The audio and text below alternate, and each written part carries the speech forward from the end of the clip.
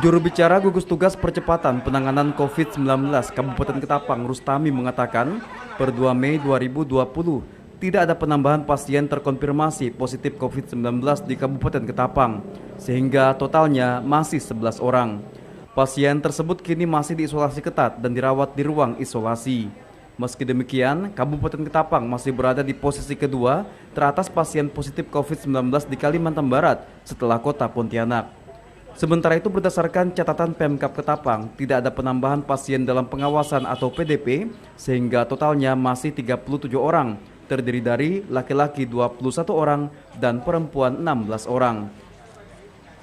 Sedangkan orang dalam pemantauan atau ODP sampai dengan tanggal 2 Mei 2020 berjumlah 963 orang dengan rincian laki-laki 557 orang dan perempuan 406 orang tersebar di 20 kecamatan, 147 desa kelurahan. Tidak ada penambahan pasien dengan konfirmasi positif COVID-19. Sehingga total pasien dengan konfirmasi positif sampai dengan hari ini berjumlah 11 orang.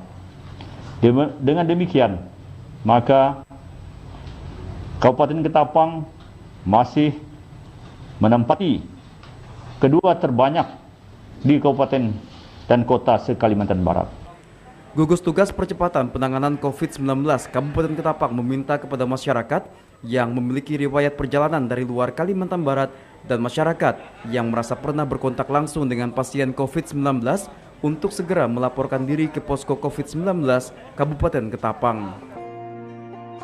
Dalam zona kebahagiaan, anggota keluarga saling mengingatkan perilaku pola hidup bersih dan sehat, mengkonsumsi makanan yang bergizi, dan juga meningkatkan ibadah di rumah.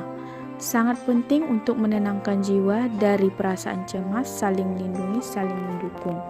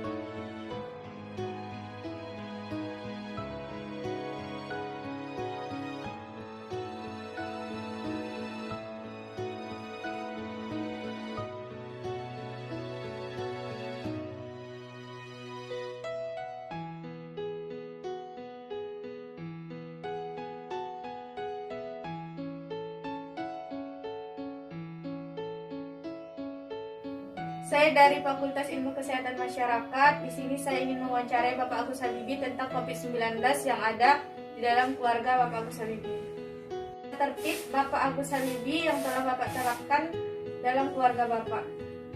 Pertama, selalu mandi terlebih dahulu setelah berpergian dari luar rumah. Yang kedua, selalu menggunakan masker setiap berpergian keluar rumah. Yang ketiga, selalu membawa hand sanitizer. Yang keempat, social distancing atau menjaga jarak. Yang kelima, mencuci tangan setelah atau sebelum beraktivitas. Bagaimana cara Bapak Agus Habibie melindungi keluarga Bapak dari pandemi COVID-19? Caranya dengan mengkonsumsi makanan yang bergizi, menyediakan alat cuci tangan di depan rumah, menyemprotkan disinfektan di dalam ruangan rumah, mengurangi aktivitas di luar rumah jika tidak terlalu diperlukan. Apa aktivitas keluarga Bapak lakukan saat karantina dalam rumah?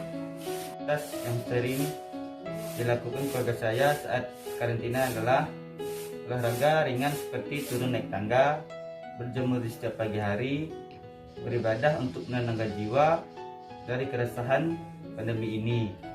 Yang keempat, saling melindungi sesama keluarga. Pandemi wabah COVID-19 ini berdampak terhadap perekonomian Bapak dan keluarga? Ya, sangat berdampak. Mungkin tidak hanya saya saja yang merasakan dampaknya. Yang lain di sana pun juga pasti merasakan dampaknya, karena ini merupakan pandemi yang terjadi secara global. Apa tata tertib yang telah Bapak terapkan dalam keluarga Bapak saat pandemi COVID-19 ini? Pertama, keluarga membatasi keluarga untuk keluar rumah, itu satu. Yang kedua, melakukan physical distancing, jangan terlalu berdekatan dengan mungkin ada yang tamu datang atau apalah namanya. Kemudian yang ketiga, selalu gunakan masker. Selanjutnya cuci tangan pakai sabun, mungkin itu. Bagaimana cara Bapak melindungi keluarga Bapak dari pandemi COVID-19 ini? Ya, cara kembali ke awal.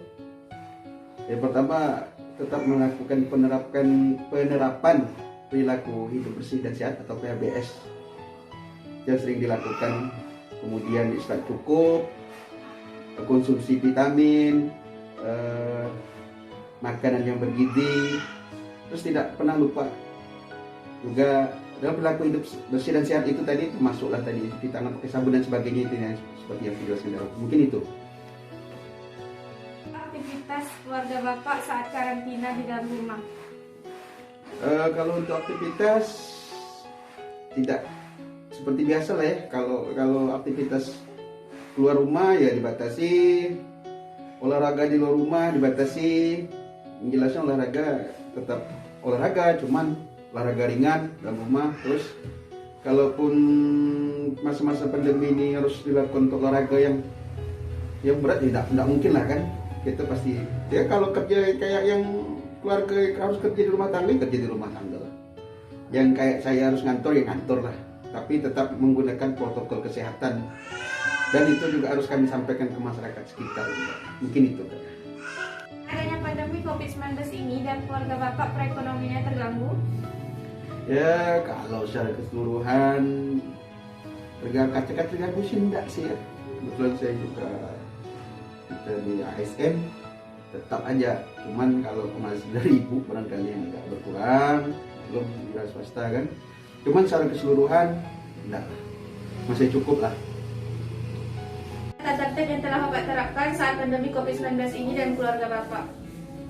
Kalau untuk dalam keluarga saya, kita tergantung mengikuti anjuran dari pemerintah ya, terutama dari dinas kesehatan.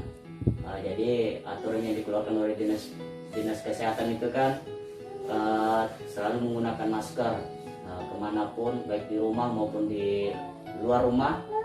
Misalkan belanja di pasar, misalkan kita di kampung, kita menggunakan masker.